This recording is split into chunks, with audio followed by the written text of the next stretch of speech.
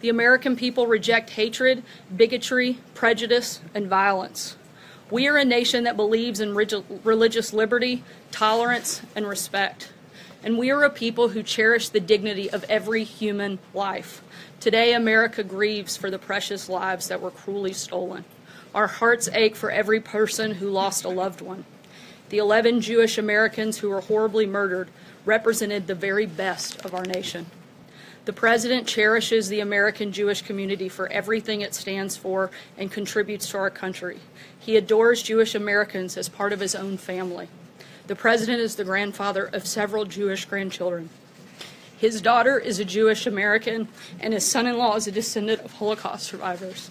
Sir, the President said over the weekend that he could tone up his rhetoric. What does he mean by that? And does he have any concern at all that his words could inspire or provoke troubled people to do awful things? Certainly, the President wants, in moments where our country is hurting like we've seen in the last several days, find ways to bring our country together, and we've seen him do exactly that. However, the President is going to continue to draw contrasts, particularly as we go into the final days of an election, the differences between the two parties, particularly on policy differences. You'll continue to see him make that contrast, but he has certainly, I think, found those moments to bring our country together and certainly focus on some of the things that all of us can support and all of us can condemn as well. The very first thing that the President did was condemn the attacks both in Pittsburgh and in the pipe bombs. The very first thing the media did was blame the President and make him responsible for these ridiculous acts. That is outrageous that would be the very first reaction of so many people across this country.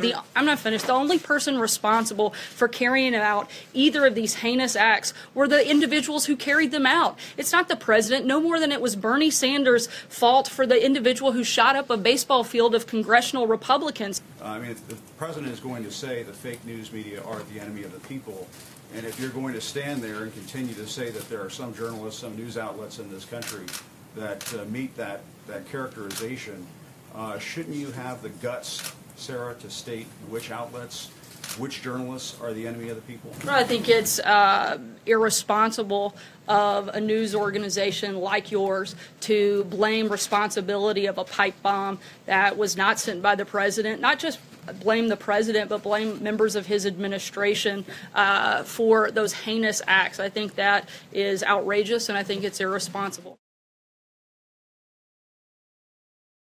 Hey, NBC News viewers, thanks for checking out our YouTube channel. Subscribe by clicking on that button down here and click on any of the videos over here to watch the latest interviews, show highlights, and digital exclusives. Thanks for watching.